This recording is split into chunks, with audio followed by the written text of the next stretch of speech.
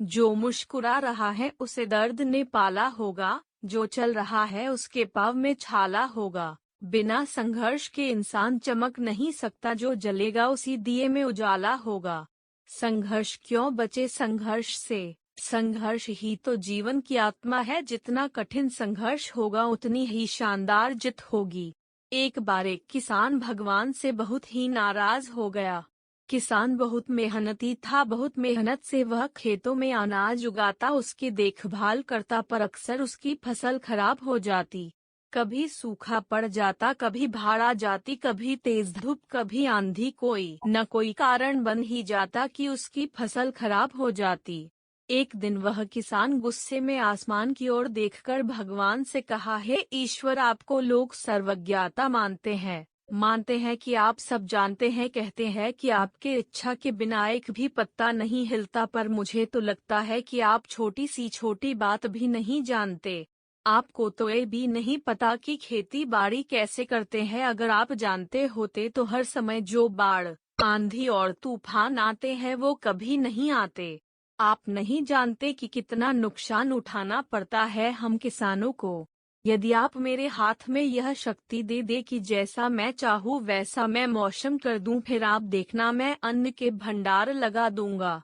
भगवान इस किसान के तीखे वाक्य सुनकर मुस्कुरा रहे थे और वह किसान के सामने प्रकट होकर बोले, मैं आज से तुझे यह शक्ति देता हूँ कि तुम अपनी खेतों पर तुम्हारी जैसी इच्छा ही तुम वैसा मौसम कर दोगे। मैं बिल्कुल भी दखल नहीं दूंगा, तुम्हारी इच्छा से सब कुछ होगा। किसान बहुत खुश हो गया। किसान ने गेहूं की फसल अपनी खेतों में बोई। जब उसे लगा कि खेतों को धूप चाहिए तो खेतों को धूप मिले, जब पानी बरसना चाहिए तभी पानी बरसा। आंधी, तूफान, बाढ़ कुछ भी उसने अपने खेतों पर आने नहीं दिया। किसान के खेत में इस वर्ष ऐसी फसल हुई जैसी कभी नहीं हुई थी। हरी भरी लहलहाती फसल। मन ही मन वह बहुत खुश हो गया और सोचने लगा, अब सबूत के साथ दिखाऊंगा भगवान को कि इसे कहते हैं शक्ति का सही उपयोग। मेरी सफलता देखकर उन्हें अपनी नियम जरूर बदलने पड़ेंगे। कुछ दिन गुजरे, फसल कटने को तैयार हो गए। किसान बहुत उत्सुकता के साथ फसल को काटने लगा, पर जैसे ही उसकी नजर गेहूं की बालियों पर गया तो उसने अपना सिर पीट लिया और वह रोने चिल्लाने लगा। गेहूं की एक भी बाली के अंदर गेहूं का दाना नहीं था, सारी बालियां अंदर से खाली थी। किसान बहुत दुखी हो गया। उसने भगवान को रोते हुए फिर पुकारा, हे प्रभु, तुमने ये मेरे साथ क्या किया? क्या तुमने मुझे कोई सजा दी? भगवान बोले, पुत्र, ये तो होना ही था। तुमने पौधों को संघर्ष करने का मौका ही कहा दिया, ना तो तुमने उन्हें आंधियों से जूझने दिया, ना तेज बारिश से सहने दिया और ना ही धूप में तपने दिया। एक भी चुनौती का सामना तुमने उन्हें नहीं करने दिया, इसीलिए सारे पौधे अंदर से खोखले रह गए।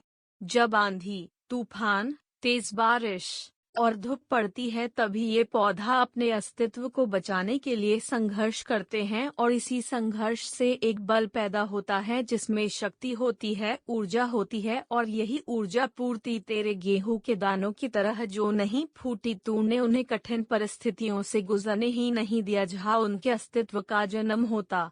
सारे बालियां इसीलिए खाली हैं, इसमें एक भी गेहूं का दाना इसलिए नहीं है क्योंकि तुमने अपने पौधों को संघर्ष कराया ही नहीं। याद रखिए, स्वर्ण में सवर्णीय आभा तभी आती है जब वह आग में तपने, गलने और हथौड़े से पीटने जैसे संघर्षों से गुजरता है। कोयले का टुकड़ा हीरा तभी बनता है जब वह उच्च दाब और उच्च ताप की मुश्किल परिस्थितियों से गुजरता है। इसी तरह यदि हमारी जिंदगी में कोई संघर्ष ही ना हो, कोई चुनौती ही ना हो, तो हम भी गेहूं की बालियों की तरह खोखले रह जाएंगे, कोई अस्तित्व नहीं होगा हमारा। विपरीत परिस्थितियां, चुनौतियां, समस्याएं हमें और अधिक निखारती है। यदि जीवन में कठिन परिस्थितियां और चुनौतियां आए तो घबराना मत, बल्कि सामना करना, विश्वास करना कि आप और अधिक निखर जाओगे और अधिक मजबूत बन जाओगे। किसी ने कितना सही कहा है, जिंदगी जीना आसान नहीं होता, बिना संघर्ष कोई महान नहीं होता। जब तक ना पड़े हथौड़े की चोट तब तक पत्थर भी भगवान नहीं